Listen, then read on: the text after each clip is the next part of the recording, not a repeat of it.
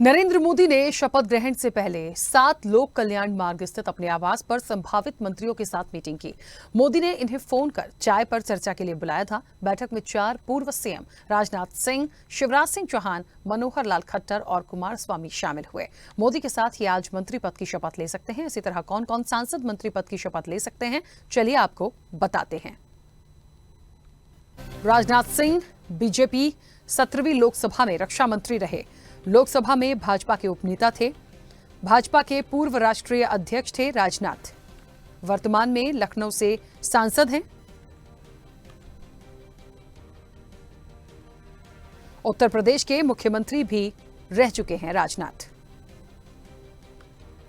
नितिन गडकरी सड़क परिवहन और राजमार्ग मंत्री थे। गडकरी सबसे अधिक समय तक संभाला मंत्रालय।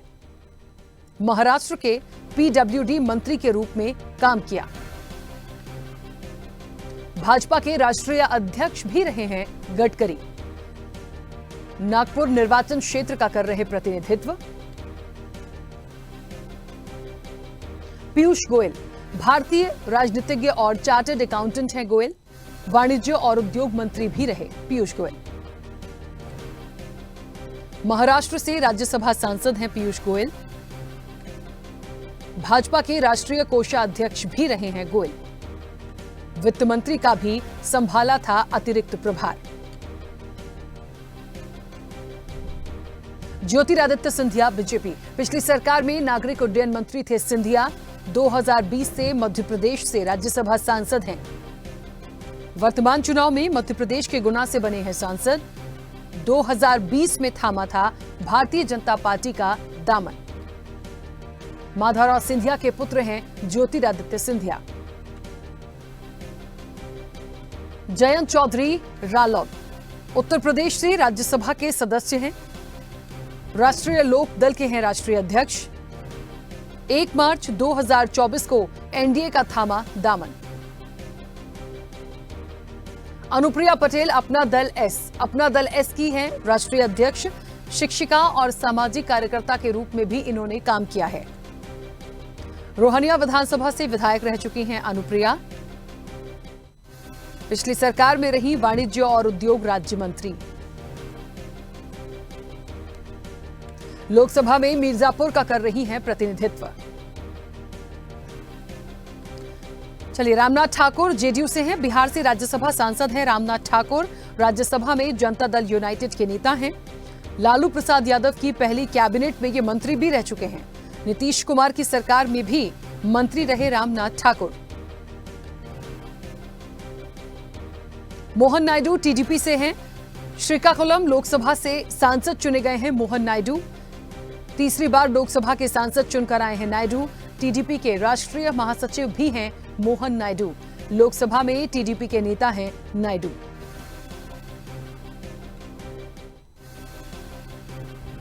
जीतन राम मांझी हमसे बिहार के पूर्व मुख्यमंत्री हैं। जीतन राम मांझी जेडीयू के नेता के तौर पर भी बिहार के सीएम रहे। हिंदुस्तानी आवाम मोर्चा के राष्ट्रीय नेता हैं मांझी। बिहार के तीसरे दलित मुख्यमंत्री रह चुके हैं जीतन राम मांझी। पी चंद्रशेखर पेम्मासानी टीडीपी से हैं। लोकसभा चुनाव 2024 में सबसे अमीर उम्मीदवार हैं। पेम्मासानी के पास 5,750 करोड़ रुपए की संपत्ति है। आंध्र प्रदेश की गुंटूर लोकसभा सीट से सांसद चुने गए हैं। एचडी कुमारस्वामी को भी देखिए जेडीएस से हैं। कर्नाटक के 18वें मुख्यमंत्री रहे हैं कुमारस्वामी। पूर्व प्रधानमंत्री एचडी देवेगौड़ा के बेटे हैं। कर्नाटक विधानसभा में विपक्ष के नेता रहे हैं एचडी कुमारस्वामी। मंड्या लोकसभा सीट से सांसद हैं कुमारस्वामी। प्रताप राव जाधव शिवसेना से बुल्ढाना से सांसद हैं। प्रताप राव जाधव लगातार दूसरी बार बुल्ढाना से जीत दर्ज की है।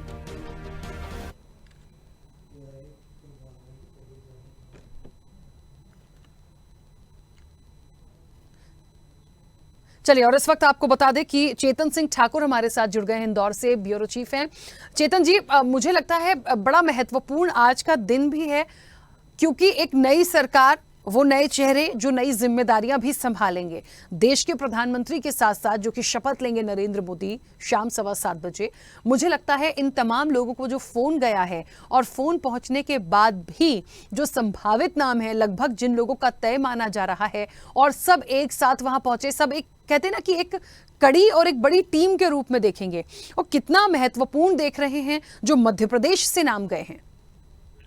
ये कि जिस तरह से बात कर ली जाए, आज तीसरी बार बीजेपी अपनी सरकार बनाने जा रही है और सबसे बड़ी बात है हम कि देश के प्रधानमंत्री नरेंद्र मोदी इस बार फिर पीएम बनने जा रहे हैं और 63 मंत्री इस मंत्रिमंडल में शामिल होंगे, जिसके चलते बता दूं काफी अहम बात है। मध्य प्रदेश के लिए बड़ी गौरव की बात है और सबसे बड़ी गौरव की बात है मालवा की माटी से बात कर ली जाती है सीधे तौर पर सावित्री ठाकुर एक बड़ा नाम है, पूर्व में सांसद रह चुकी। इस बार फिर कहीं ना कहीं बीजेपी ने उन्हें मौका दिया था, उन्होंने सीधे तौर पर यहाँ पर लोकसभा में अपनी जीत दर्ज की है, जिसमें बता दूं करीब 2,18,665 वोटों से विजयी हुई थी। तो बता दूं सावित्री ठाकुर को एक बड़ा नाम है, पूर्व में भी वो बीजेपी में सांसद रही है, कई अहम काम किए पर इस बार जिस तरीके से उन्हें सीधे तौर पर पीएम आवाज से सीधे फोन आता है कि आप आइए, सुबह चाय पार्टी में शामिल हुई, जो चाय पे जो न्योता दिया था उसे सीधे तौर पर समझ लिया गया है कि यह अब मंत्रिमंडल में शामिल होगी। तो संभावित नाम भी हो चुका है और शाम को कहीं ना कहीं वो मंत्रिमंडल में शपथ ग्रहण भी करेगी। तो ये जो मंत्री हैं कहीं ना कहीं इनको एक निर्देश भी दिए गए हैं कि आप 5 साल तक जनता के बीच रहिए, जनता का काम करिए, जो तमाम निर्देश दिए गए थे। अब देखना होगा कि प्रधानमंत्री नरेंद्र मोदी किस तरीके से इस बार की जो सरकार चलाते हैं, क्योंकि हम देख रहे थे कि लगातार सांसदों के ऊपर उनकी निगरानी थी, सांसद लगातार अपने क्षेत्र में सक्रिय थे, पर इस बार का उनका सुबह का जो समय था उन्होंने सारे सांसदों के साथ मीटिंग लिए, लगातार वो सांसदों से बात करते रहे। पर शाम को जो मंत्रिमंडल में जो 63 मंत्री शामिल होंगे उन्हें क्या निर्देश दिए गए हैं और किस निर्देशों पे वो काम करेंगे, ये तो आने वाला समय ही तय करेगा। जी राखी, बिल्कुल, चलिए बने रहेगा हमारे साथ। ग्वालियर का रुख करते हैं, वहां से ब्यूरो चीफ अरविंद चौहान हमारे साथ जुड़े हैं। अरविंद जी, यहां से भी एक बड़ा ही महत्वपूर्ण नाम पहुंचा है। मुझे लगता है अपने आप में जिस तरीके से मध्य प्रदेश और ग्वालियर के लिए उपलब्धि होगी, लेकिन उतनी ही महत्वपूर्ण जिम्मेदारियां भी होंगी। साफ तौर पर देखें राखी, ये पूरे अगर हम देश की बात करें तो मध्य प्रदेश का नाम भारतीय जनता पार्टी के लिस्ट में बिल्कुल हिट पर है, क्योंकि जिस तरीके से 29 वर्सेस 29 सीट यहाँ पर निकाल के भारतीय जनता पार्टी ने दी हैं, संसद को दी हैं, तो साफ तौर पर यहाँ का नाम प्रमुखता से, और यही वजह है कि यहाँ से लगभग 4 मंत्रियों का नाम जाना बिल्कुल तय हो गया है, जिसमें शिवराज सिंह चौहान, ज्योतिरादित्य सिंधिया और मालवा के साथ साथ एक कह सकते हैं कि जबलपुर संभाग से किसी का नाम आने की संभावना बन रही है, लेकिन 3 नाम क्लियर हो गए, चौथे नाम आने की भी संभावना बन रही है। तो वहीं देखा जाए ज्योतिरादित्य सिंधिया काफी हाईटेक नेता माने जाते हैं और 2002 में सबसे पहली बार ये सांसद बने थे। इसके बाद सिर्फ 2019 की बात करें तो एक बार इन्हें शिकस्त मिली थी और इसके बाद फिर वो जीत कर आए। इस बार जो उनका जीत का आंकड़ा रहा है काफी सम्मानजनक रहा है, 5,40,929 वोटों से वो उन्होंने विजय हासिल की है। तो साफ तौर पर देखा जाए कि ज्योतिरादित्य सिंधिया का यहाँ मंत्रिमंडल में शामिल होना ग्वालियर संभाग के लिए गौरव की बात है। ये साथ में विकास के जो सोपान यहाँ पर होंगे तो निश्चित तौर पे कहेंगे कहीं इस तरीके देखा जाए कि जो यहाँ पर एयरपोर्ट बन रहा है या एलिवेटेड रोड बन रही है वो सारी ज्योतिरादित्य सिंधिया की देन है। यही वजह है कि यहाँ के लोग हैं काफी उत्साहित हैं और कहीं ना कहीं विकास को मान रहे हैं कि ज्योतिरादित्य सिंधिया के मंत्री बनने पर। अब देखना यह है कि उन्हें कौन सा मंत्रिमंडल मिलता है, क्योंकि काफी हाईली एजुकेटेड भी है, ऑक्सफोर्ड यूनिवर्सिटी के साथ साथ विदेश से पढ़े हुए हैं, तो निश्चित तौर पे कहेंगे कि उन्हें ऐसा मंत्रालय दिया जाएगा जो विकास के साथ साथ कहीं ना कहीं टेक्निकल स्ट्रांग हो सकता है कि उड्डयन विभाग को जिस तरीके से उन्होंने संभाला है तो हो सकता है उड्डयन विभाग ही मिल जाए, लेकिन अभी इस पर खाली कयास ही लगाए जा सकते हैं। लेकिन एक गौरव की बात है ग्वालियर अंचल के लिए कि ज्योतिरादित्य सिंधिया को एक बार पुनः मंत्रिमंडल में जगह मिल रही है। राखी, बिल्कुल सही बात है। और देखिए, जिसकी जितनी हिस्सेदारी है उतनी ही भागीदारी के हिसाब से पूरे चयन लगभग तय माने जा रहे हैं। अब वो शाम को शपथ होगी तो और सारी क्लियरिटीज हमारे और आपके सामने आएंगी। विदिशा से हमारे सहयोगी पुष्पराज भी हमारे साथ जुड़े हैं। पुष्पराज, मुझे लगता है यहाँ से तो एक ऐसा नाम पहुंचा है जो पहले से ही चर्चाओं में था और एक अच्छी रिकॉर्ड जीत के साथ पहुंचा है।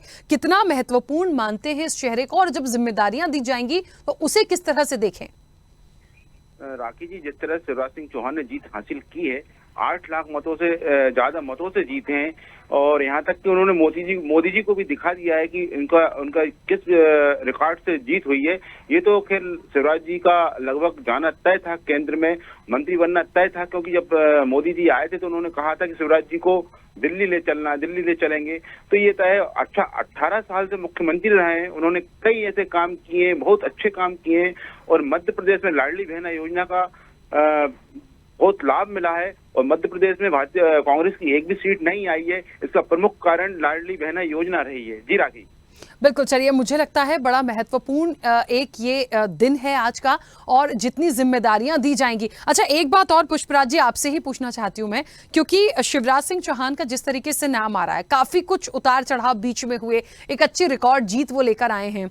अब आता है विभाग, मंत्री तो बनेंगे, विभाग कौन सा है, उसको कैसे काम करके ले जाना है, और आगे की जिम्मेदारियां क्या? क्योंकि आज बहुत सारी चर्चाएं हुई हैं। चर्चाएं ये भी थी कि जिस तरीके से हो सकता है एक राष्ट्रीय अध्यक्ष की कमान भी दी जाए, ये तमाम चर्चाएं भी जोरों पर हैं। तो मुझे लगता है अंततः जब तक वो शपथ नहीं होती है तब तक क्या जिम्मेदारी दी जाएगी अभी हम नहीं कह सकते, लेकिन लगभग ये वो नाम जरूर हैं जिनको आज शपथ लेनी है।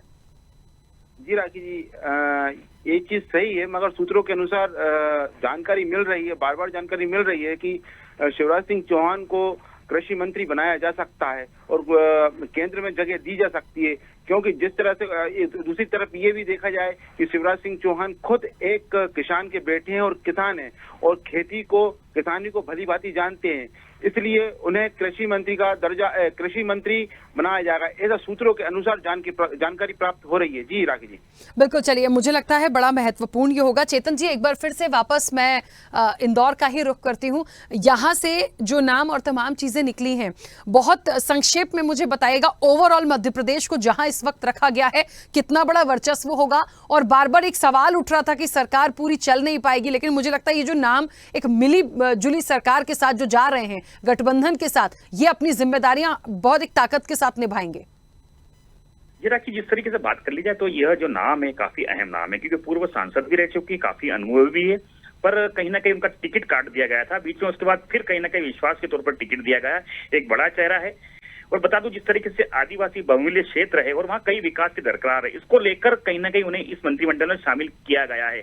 अब देखना होगा कि मंत्रिमंडल में किस तरीके से कौन सी जगह दी जाती है और मंत्रिमंडल में कौन सा उन्हें पद दिया जाता है और उन मंत्रिमंडल कौन सा दिया जाता है। क्योंकि इस क्षेत्र की बात करें तो इस क्षेत्र में अभी जो विकास की दरकार है, तो कहीं ना कहीं ये पूरा करेगी, इसको लेकर काफी अहम मंत्रिमंडल इन्हें दिया जा सकता है। जी बिल्कुल, चलिए, आप सभी का बहुत शुक्रिया पूरी बातचीत के लिए। तो निश्चित तौर पर देखिए, मध्य प्रदेश का एक वर्चस्व तो बढ़ेगा ही, लेकिन मुझे लगता है ये जो पूरा इलेक्शन हुआ, ये लोकसभा था, देश की सरकार का था, और मोदी 3.0 में लगभग संभावित चेहरे जिन पर हमने बात की है, लग भी रहा है, क्योंकि जिनके पास फोन आया है लगभग वो तय हो चुके हैं। तो मुझे लगता है बस शाम का इंतजार है, कुछ देर की, कुछ घंटों की और बात है, और वो शपथ ग्रहण के साथ स्वदेश न्यूज आपके साथ होगा। फिलहाल खबरों में इतना ही, बने रहिए स्वदेश न्यूज के साथ। सबसे पहले देश।